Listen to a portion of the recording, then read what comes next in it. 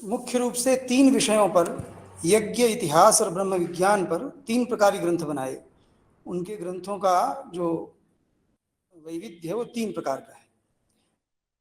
इनमें से यज्ञ पर यज्ञ मधुसूदन बनाया, और इतिहास पर ख्याति नाम से 5 ख्याति ग्रंथ बनाए, और ब्रह्म विज्ञान के विषय में मुख्य रूप से द्वादशवाद, जिनका आधार नासदी सूक्त है, उन द्वादशवादों के आधार पर उन्होंने 12 प्रकार के वादों का व्याख्यान करने के लिए 12 ग्रंथों का प्रणयन किया। इनमें ये जो 12 वाद हैं ब्रह्म विज्ञान के, इनमें 9वां वाद जो है अहोरात्रवाद है। अहोरात्रवाद विमर्श के प्रतिज्ञा में ही उन्होंने जब अंत किया अहोरात्रवाद का, तो अहोरात्रवाद के अंत में वो ये कहते हैं कि जो 12 वाद हैं, इतिवृत्तम सदसद्वा रजो वियद्वा परम तथा वर्णम अंभो मृत मृत्युवा होरात्रौ दैव संशयो ब्रह्म एते 12 वादाः शास्त्रेऽस्मिन् ब्रह्म विज्ञाने श्रूयन्ते तत्रायं वादो नवमोऽत्र संपूर्णः। अहोरात्रवाद विमर्श के अंत में वो कहते हैं कि विज्ञानेतिवृत्तवाद, सदसद्वाद, रजोवाद, वियद्वाद, अपरवाद, आवरणवाद, अंभोवाद, अमृत मृत्युवाद, अहोरात्रवाद, दैववाद, संशयवाद, ब्रह्मवाद, इस प्रकार ये 12 वाद इस ब्रह्म विज्ञान में सुने जाते हैं। उनमें ये 9वां जो अहोरात्रवाद है वो पूर्ण होता है। इस अहोरात्रवाद का विमर्श क्यों प्रारंभ हुआ, तो इसके प्रतिज्ञाधिकार में ही उन्होंने ये प्रश्न उठाया कि इसका विमर्श हम क्यों कर रहे हैं। तो प्रायः ब्रह्म विज्ञान का विषय सृष्टि विज्ञानी है, तो सृष्टि का प्रारंभ कैसे हुआ और सृष्टि का मूल क्या है, सृष्टि का मूल एक है अथवा अनेक है, ये प्रश्न ही अहोरात्रवाद के विमर्श की प्रवृत्ति का बीज है। ओझा जी लिखते हैं, यद विश्वमाभाति तदेक मूलम यद वास्य मूलानि बहूनि सन्ति। यद विश्वम आभाति तद एक मूलमस्ति। जिस विश्व, जो प्रतीयमान विश्व है, जिस रूप में विश्व प्रतीत हो रहा है, उसका एक कारण है। यदवा अस्य बहूनि मूलानि सन्ति, अथवा इसके अनेकों कारण हैं, ऐसा संशय उत्पन्न होता है। ग्रंथकार कह रहे हैं कि निर्धारयामः खलु संशयेस्मिन् न संभवत्येक मनुष्य मूलम। ये संशय उपस्थित हुआ कि सृष्टि का मूल एक है अथवा अनेक है। इस संशय के उपस्थित होने पर हम ये निर्धारण करते हैं कि इस सृष्टि का एक मूल नहीं हो सकता। क्यों नहीं हो सकता? तो उनका उत्तर यह है कि सर्वत्र सृष्टि में द्वैत की प्रतीति होती है। द्विधा द्विधा सर्वमिदं विभाति द्वैतम ततः कारणमत्र विद्मः द्वाभ्याम बभूवा अखिल विश्वमेतत् विद्यादहो रात्रिपदेन ते द्वे। इस संसार में सर्वत्र द्वैत की प्रवृत्ति दिखलाई पड़ रही है, इसलिए द्वैत ही इस संसार का कारण है, ऐसा हम जानते हैं और निर्धारण करते हैं। जिन दो से ये संपूर्ण विश्व हुआ है, तो अहोरात्रवाद विमर्श के उपलक्ष्य में वो ये कहते हैं कि अहोरात्र, दिन और रात, ये दो ही उसके मूल हैं संपूर्ण विश्व की सृष्टि के। फिर वो अहोरात्र का अर्थ बतलाने के लिए अनेकों अर्थों में अहोरात्र का प्रयोग किया है। सामान्यतः तो वही अर्थ है, जो प्रकाशात्मक है वो दिन है, और जो तमः स्वरूप है रात्रि है। यही जो ज्योति रूप दिन है और तमो रूप रात्रि है, इन्हीं से संपूर्ण विश्व की रचना हुई। अब इसी दिन और रात के वो 10 भेद बतलाए, ज्ञान और अज्ञान। यहां दिन को ज्ञान और रात्रि को अज्ञान, शुक्ल और कृष्ण, ज्योति और ध्वांत मन प्रकाश और अंधकार, सत्ता और अभाव, विश्वभाव और अभाव, सृष्टि और ध्वंस, पृथ्वी और आकाश, ऋत और सत्य, सप्ताह, यज्ञ, चातुर्होत्र। इतने अर्थों में उन्होंने अहोरात्र इन 2 पदों का प्रयोग किया। अब जो द्यावा पृथ्वी का अधिकार है, उसमें वो ये कहते हैं कि जो द्युलोक है वही अह है, दिन स्वरूप है, और जो पृथ्वीलोक है वो रात्रि स्वरूप है। अब इस सर्जन के क्रम में, जब सृष्टि का क्रम प्रारंभ होता है, इस सर्जन के क्रम में द्युलोक रूप जो सूर्य है, अथवा जो सूर्य रूप द्युलोक है, और जो प्रतिष्ठा रूप पृथ्वी है, जिसमें सृष्टि प्रतिष्ठित है, इनमें से किसकी रचना पहले हुई? इस रचना का प्रश्न है ये। विद्वानों के समाज में यह प्रश्न उठा कि द्यावा और पृथ्वी में, अथवा द्युलोक रूप जो सूर्य है, सूर्य और पृथ्वी में किसकी रचना पहले हुई? ये प्रश्न उठता है, और इसी प्रश्न को लेकर के वो द्यावा पृथ्वी अधिकार का निरूपण आरंभ करते हैं। उनका प्रश्न है, उनके शब्द हैं, द्यौ सूर्य रूपा तपति हे यावा पृथ्वी प्रतिष्ठा प्रतिष्ठतीयम का तत्र पूर्वा पतरा कतरा पराभूत इत्थम विपृच्छास्ति विदाम समाजे। विदाम विदुषाम समाजे ऐसा विशिष्टा पृच्छा अस्ति यत् या सूर्य रूपा द्यौः अस्ति या च प्रतिष्ठा रूपा पृथ्वीरस्ति तत्र का पूर्वा कतरा च अपरा। माने इनमें जो सूर्य रूपा द्यौ है उसकी रचना पहले हुई, या जो प्रतिष्ठा रूपा पृथ्वी है इसकी रचना पहले हुई। ये प्रश्न विद्वानों के समाज में उठता है। तो इस विषय में वो इस द्यावा पृथ्वी अधिकार का निरूपण आरंभ करते हैं। इस विषय में सर्वप्रथम ग्रंथकार याज्ञवल्क्य का नाम लेते हैं। याज्ञवल्क्य का मत प्रस्तुत करते हैं शतपथ ब्राह्मण के आधार पर। याज्ञवल्क्य के अनुसार कहा कि जल से पृथ्वी उत्पन्न हुई, तदनंतर पृथ्वी पर अग्नि का आविर्भाव हुआ, फिर अग्नि से औषधियां उत्पन्न हुई। अग्नि का जो अन्न है वो औषधियां हैं। अग्नि जो है, अग्नि को अन्नाद माना गया है।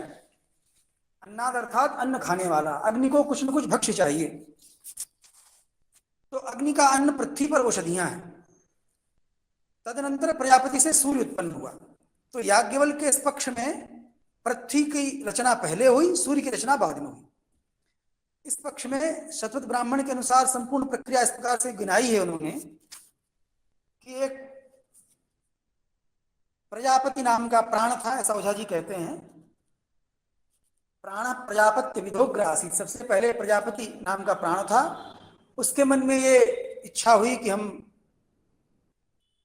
कैसे सृष्टि करें, कथम नु प्रजाये, शतपथ ब्राह्मण ने कहा। फिर उसने तपस्या की और अपने मुख से अग्नि की उत्पत्ति की। तो सर्वप्रथम प्रजापति नाम का प्राण था, और उस प्राण से जब सृष्टि विषयक संकल्प हुआ तो पहले उसके मुख से अग्नि उत्पन्न हुई। अग्नि अन्नाद है, मैंने अन्न का भक्षण करने वाली है, अग्नि को भक्ष्य चाहिए। उस समय पृथ्वी पर वनस्पतियां नहीं थी, औषधियां नहीं थी। तो इन्होंने रूपक की शैली में लिखा कि अग्नि प्रजापति का ही भोक्ता, प्रजापति को ही भोग्य बनाने के लिए बढ़ा। तो ऐसी स्थिति में प्रजापति से जो उनकी महिमा स्वरूप वाक है, वाक का निस्तरण हुआ, और उस वाक की जब अग्नि में आहुति हुई तो उससे औषधियां उत्पन्न हुई। तो औषधियों को ही वाक के द्वारा उत्पन्न करके अग्नि को अन्न के रूप में दिया गया। तो हमें इस कथन का तात्पर्य प्रतीत होता है कि अग्नि तो पृथ्वीलोक की देवता है निरुक्त के अनुसार, और द्युलोक की अग्नि भी है, और अंतरिक्ष की अग्नि, 3 प्रकार की अग्नि की चर्चा आगे करेंगे। तो अग्नि के माध्यम से अग्नि सबका भक्षण करता है। औषधियां भी औषध्या फल पाकांता। पकना क्या है? पकना अग्नि की ही क्रिया है। फल पक जाने पर फिर वृक्ष भी अंत में नष्ट हो ही जाता है। तो जैसे फल पक जाने पर नष्ट हो जाता है और कच्चे से पकता है फिर नष्ट हो जाता है, तो ये यही अग्नि के द्वारा भक्षण की प्रक्रिया जो सृष्टि में निरंतर चल रही है, ये सभी जीव जंतुओं पर भी लागू होती है। अग्नि ही उनको पकाता है धीरे धीरे, और फिर उनका शरीर उसी में विलीन हो जाता है। तो इस मत में पहले उस वाक से जल हुआ। प्रजापति ने अपनी वाक से रचना करते हैं प्रजापति, तो जो वाक है उससे जल हुआ, और फिर उस जल से पृथ्वी हुई, पृथ्वी पर अग्नि हुई, और अग्नि के भक्ष्य के रूप में औषधियां उत्पन्न हुई। अब एक और तो वाक ने औषधियों को उत्पन्न किया अग्नि के भक्ष्य के रूप में, और फिर एक और उसी प्रजापति से वाक के अलग होने से सूर्य की उत्पत्ति हुई, और उस सूर्य से वायु उत्पन्न हुआ। तो इस मत में पहले वाक से जल हो रहा है, जल से पृथ्वी हो रही है, और पृथ्वी पर औषधियां हो रही हैं वाक के हस्तक्षेप से। और फिर दूसरी ओर दूसरी आहुति के रूप में शतपथ ब्राह्मण में लिखा है कि दूसरी आहुति से सूर्य हुआ। सा सद्वितीयम् उदमृष्ट तत्र परामाहुतिं विवेद घृताहुतिं वै पयाहुतिं वा सा हैनम अभिराधयांचकार सो अजुहोत तत एष उदियाय ययेष तपति। बाकी जो दूसरी आहुति हुई उससे वह उदित हुआ है जो तप रहा है सूर्य। ततोयम प्रभुव योयम पवते, और उस सूर्य से जो पवन है उसकी उत्पत्ति हुई। तो इस पक्ष में पहले पृथ्वी और बाद में देव उत्पन्न हुआ। तो ये इन्होंने मत दिया कि पूर्वम पृथिव्यास ततो भवद्यौ। फिर बृहस्पति और अदिति का भी मत इन्होंने लिखा है। बृहस्पतेश्चाप प्रजितेर्मतेसौ पूर्वम पृथिव्यास ततो भवद्यौ। बृहस्पति और अदिति का मत भी इसी प्रकार का है, उसका विवरण नहीं दिया अवधूत जी ने, लेकिन मत इसी प्रकार का तात्पर्य है कि पृथ्वी पहले है और सूर्य की उत्पत्ति बाद में। अब केवल यही मत नहीं है, अन्य विद्वानों का भी मत है, ऋषियों का। उनका मत ये है, उसको परे कह करके ओझा जी प्रस्तुत किए हैं। परे ब्रुवंती है पुरा भवद्यौ, लेकिन अन्य लोग कहते हैं कि पहले द्यौ हुई, सूर्य स्वरूप द्यौ का आविर्भाव हुआ, तथा पृथिव्यस्ति, उसके बाद पृथ्वी का आविर्भाव हुआ। ऐसा कहने के पीछे आधार क्या है? तो समझाया यतस्त्रिधाग्नि, अग्नि तीन प्रकार की है, द्युस्थानीय अग्नि, अंतरिक्ष स्थानीय और पृथ्वी स्थानीय। तो तीन प्रकार की अग्नि की उत्पत्ति तभी हो सकती है जब पहले द्यौ हो। समझा रहे हैं क्यों? कह रहे हैं कि जो द्युस्थानीय उत्तम अग्नि है उसी से मध्यम अग्नि अर्थात अंतरिक्ष स्थानीय अग्नि का प्रादुर्भाव हुआ, और उसी से पृथ्वी स्थानीय अग्नि का प्रादुर्भाव हुआ। दूसरी बात यह भी है कि एक मत यह भी है उपनिषदों में, ऐतरेय ब्राह्मण इत्यादि में, कि पहले एतस्माद् आत्मनः आकाशः सम्भूतः, आकाशात् वायुः, वायोरग्निः, अग्नेरापः, अद्या पृथ्वी।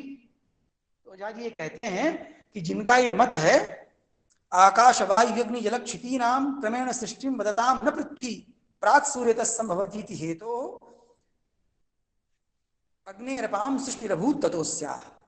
जो लोग ये कहते हैं कि पहले आकाश हुआ, फिर वायु हुआ, फिर वायु से अग्नि, अग्नि से जल और जल से पृथ्वी, ऐसा जिनका स्वीकार है, मत है, इस क्रम से सृष्टि हुई, पहले आकाश, फिर उससे वायु, वायु से अग्नि, अग्नि से जल, जल से पृथ्वी।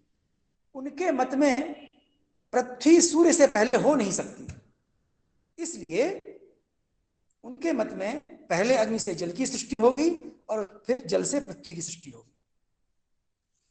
ऐसा कहने के बाद फिर वो एक भगवान ऋषि हैं जिनको हम संभवतः मंत्र पढ़ते हैं, हम संध्योपासन में भी, विश्वतश्चक्षुति भगवान ऋषि तिष्ठुछंदा। तो वो कहते हैं विश्वतश्चक्षुत विश्वतो मुखो विश्वतो बाहुरुत विश्वतस्पात संबाहु ध्यान धमति संपतत्रैर्द्यावा भूमि जनयन् देव एका। तो वो ये पौर्वापर्य की बात नहीं कह रहे हैं, ये कह रहे हैं कि उस एक देव ने द्यावा भूमि को एक साथ उत्पन्न किया। तो ओझा जी उसका मत उपन्यस्त करते हैं कि सब भवन प्राहतु विश्वकर्मा देवा पृथिव्यौ सहते अभूताम। जो भगवान विश्वकर्मा हैं ऋषि, वो ये कहते हैं कि द्यौ और पृथ्वी दोनों की उत्पत्ति एक साथ है, इनमें पौर्वापर्य नहीं। इसके लिए उपमा क्या दी?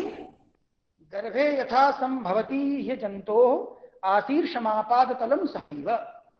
जैसे गर्भ में सिर से लेकर पैर तक एक साथ ही संपूर्ण गर्भ का विकास होता है, वैसे ही इनमें क्रमिकता नहीं है, द्यावा पृथ्वी का एक साथ ही विकास हुआ।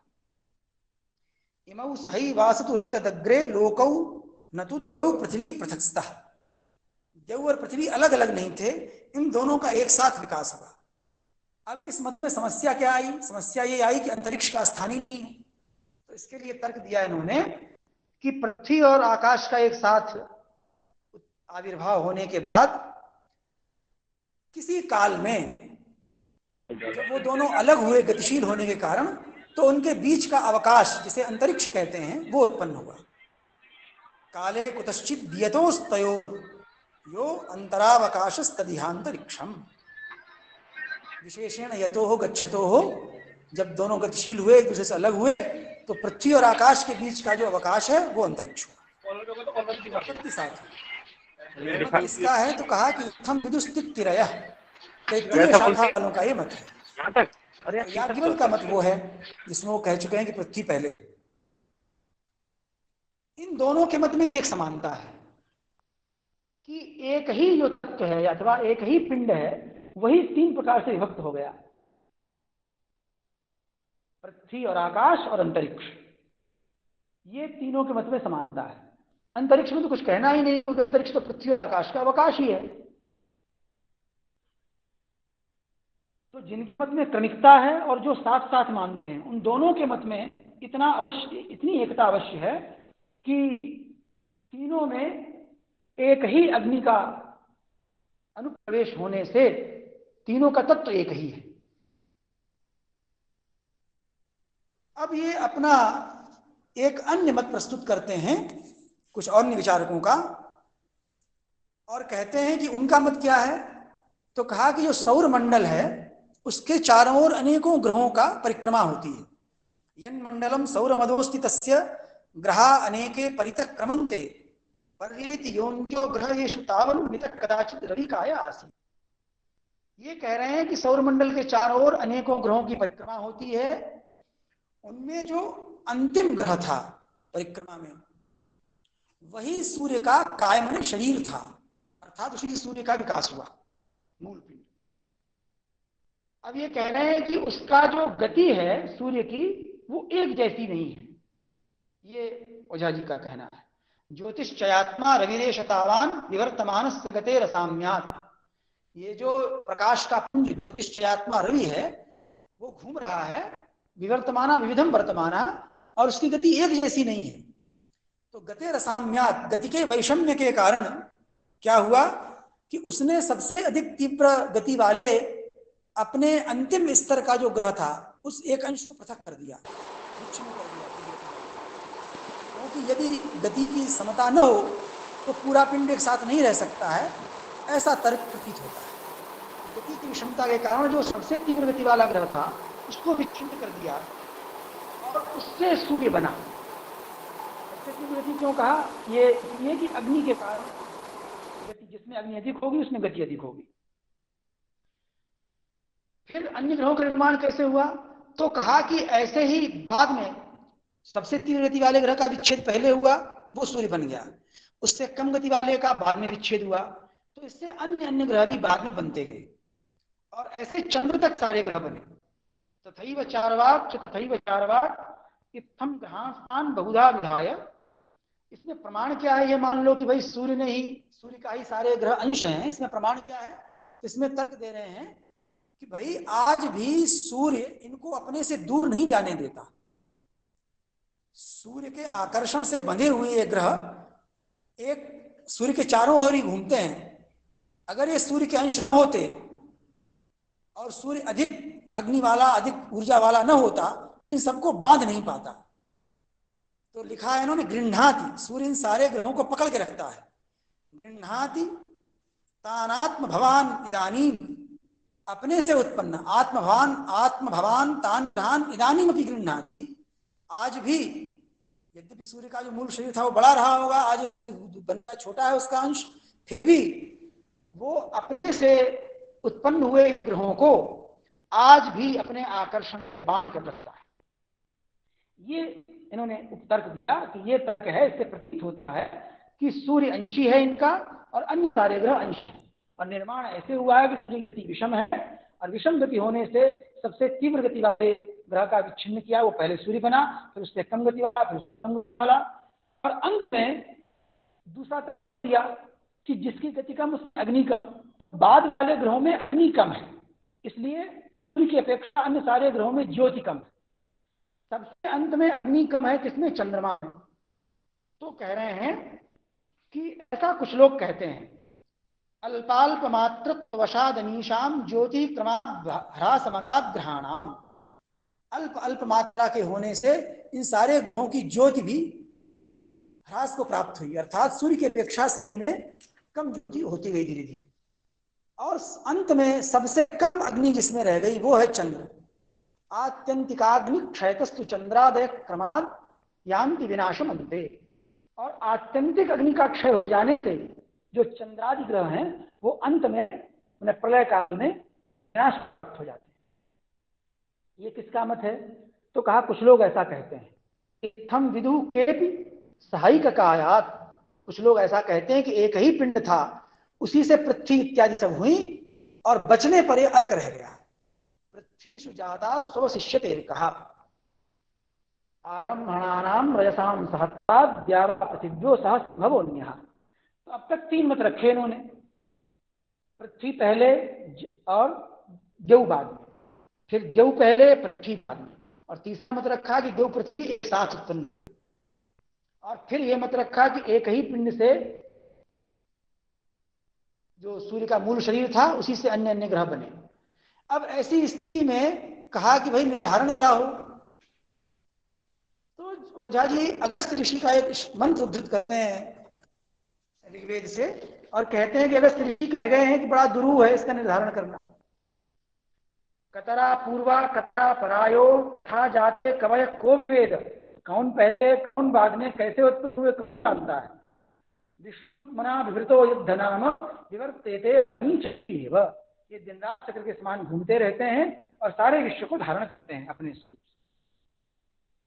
तो पर्य में दुरूहत्व है, मन में नहीं कहा जा सकता कि यह है। हम दुरूहत्वाच पूर्वा सही के पूर्वा करने के होता है ऐसा। तो विश्व को छोड़ दिया चिंतकों के लिए ने कहा जगत्यम तदिहास्य चिंतन, सारे मतों का हमने उपन्यास करता है। यहाँ पर सत्य हो उसका चिंतन करना चाहिए, न जीते यथा, किसी तक निर्धारण नहीं है। लेकिन जो है नहीं अथे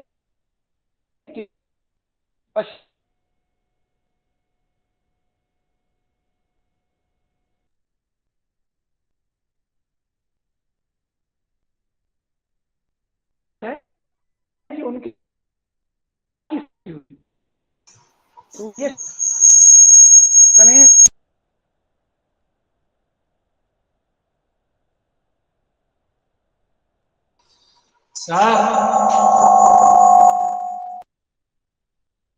सर आपकी आवाज नहीं आ रही। मेरा ये मत था, कुछ अर्वाकालिक विद्वानों का जो मत था वो प्रस्तुत कर रहा था। तो अग्नि जब सोम का भक्षण करता है तो पहले ज्वाला केतु का निर्माण होता है, और उस केतु जो ज्वाला में केतु है वह जब चारों ओर से अग्नि का संग्रहण कर लेता है तब वो सूर्य बनता है। तो ये केतु से सूर्य बनने की प्रथा। और सूर्य के बाद पृथ्वी, सूर्य के चारों ओर पृथ्वी भ्रमण करती है। तो जब सूर्य क्रमशः अपनी ज्वाला को बाहर स्थापित करता है,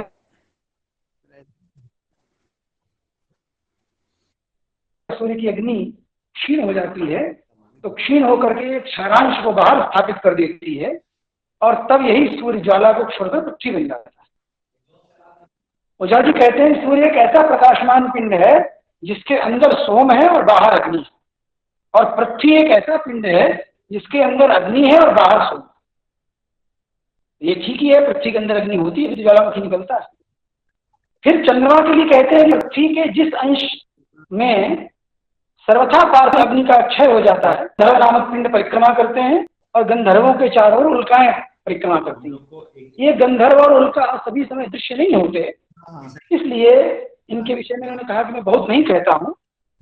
और ये जो उल्काएं हैं ये कभी गंधर्व थी और गंधर्व कभी चंद्र थे, और इसी प्रकार पृथ्वी के चारों ओर भ्रमण करता है चंद्र, वो भी कभी पृथ्वी का ही अंश था।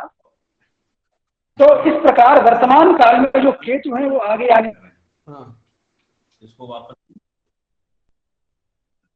वाले समय में सूर्य होंगे, और वही सूर्य ही फिर तो पृथ्वी पहले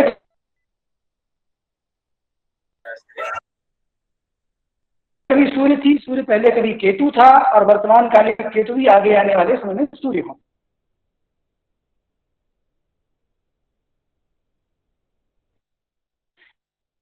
सूर्य के बृहद पिंड का कारण अग्नि है, अग्नि के कारण ही सूर्य का पिंड बृहत है। सूर्य की अपेक्षा पृथ्वी में अग्नि कम है, इसलिए पृथ्वी का आकार अल्प है, और पृथ्वी की अपेक्षा चंद्र में अग्नि कम है, इसलिए चंद्र का आकार अल्प है, और चंद्रमा की अपेक्षा गंधर्व उल्काओं में सर्वथा अग्नि कम है, इसीलिए उल्काएं पृथ्वी पर गिरकर नष्ट हो जाती हैं। तो अग्नि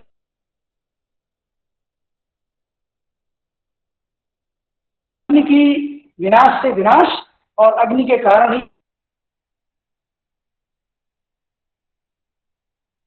विस्तार, ऐसा मैंने प्रतिपादन किया। तो ये दिन रूप अग्नि है और रात रूप सोम है। इन्हीं के संगम के प्रभाव से केतु सूर्य पृथ्वी और चंद्र होते हैं। बस इनमें दो में बाह्य और दो में आंतर सोम और अग्नि की मुख्यता का आधार होता है। इस प्रकार ये सृष्टि का क्रम चतुष्पाद है। यद्यपि फिर भी देश और काल के भेद से इसमें अनेक वैविध्य है। तो इस प्रकार से देव और पृथ्वी के विषय में उन्होंने 4 मत रखे हैं। पहला ये कि पृथ्वी पहले होती है, देव बाद में होता है, याज्ञवल्क्य और तैत्तिरीय शाखा वालों का मत है। फिर बाद में ये मत रखा भगवान विश्वकर्मा का कि देव और पृथ्वी दोनों एक साथ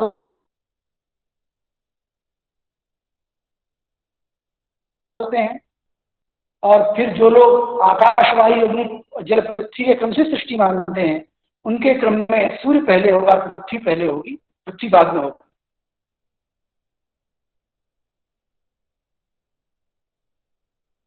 ऐसा कहकर के फिर ये सारी मत रखने के बाद ये कह देते हैं इसी क्रम से सृष्टि क्रम चलता है। अंत में द्यावा पृथ्वी के स्वरूप के विषय में हम 2 मत और रखे हैं, उसका मैं उपन्यास कर देता हूँ। देव क्या है इसके विषय में उन्होंने कहा कि 2 मत हैं। कुछ लोग तो ये कहते हैं कि ये जो व्योम माने आकाश है, जो सूर्य, चंद्र और तारा से उपलक्षित है, उस व्योम को ही देव कहते हैं। और कुछ लोग कहते हैं कि सूर्य ही देव है। प्रधान मत यही है कि सूर्यादि से उपलक्षित व्योम देव है। और कुछ लोग ये कहते हैं कि ये संवत्सर ही देव है, जहां जहां तक सूर्य का प्रकाश जाता है वो सब देव है। एक और मत ये है कि देव जो है उसमें अंतरिक्ष भी आता है। केवल आकाश, जो देव और पृथ्वी दोनों का एक नाम कश्यप रखा इन्होंने, और उसी का नाम कूर्म रखा। कश्यप नामक जो प्रजाति है उनका अवतार कूर्म है, और द्यावा और पृथ्वी का एक समग्र नाम कश्यप है, और इसीलिए समस्त सृष्टि कश्यप हुई ऐसा कहा है। वो योनि है, और रसपद जो पिता है वो जव है, वो रस देता है, और पृथ्वी पर सारे वनस्पति, अंतरिक्ष इत्यादि होते हैं। तो अंत में ये भी इसीलिए सूर्य को भी हम देव कह देते हैं। सूर्य को जो देव कहना है वो मुख्य अर्थ में नहीं है। सूर्य को देव इसलिए कहते हैं क्योंकि उसके कारण ही वर्षा होती है, और वो रसपद देव होने से पिता कहलाता है, और माता रूपा पृथ्वी योनि है, इससे औषधियां इत्यादि होती हैं। सूर्य में समस्त देवचक्र निहित है, और वही संवत्सर का प्रकाशक है। इस प्रकार से देवा पृथ्वी के विषय में मत रख दिया है। येयम प्रतिष्ठा पृथ्वी मताता यह सूर्य एशोस्ति दिवम तमाहु। ये जो सूर्य है इसी को देव कहा गया। देवरस्य हो, ये जो अहम दिन है वो द्विलोक है। रात्रि नियम की पृथ्वी, और ये जो पृथ्वी है रात्रि स्वरूपा है। इन दोनों के संयोग से ये सृष्टि होती है, और इन दोनों के बीच में संध्या के समान अंतरिक्ष की स्थिति।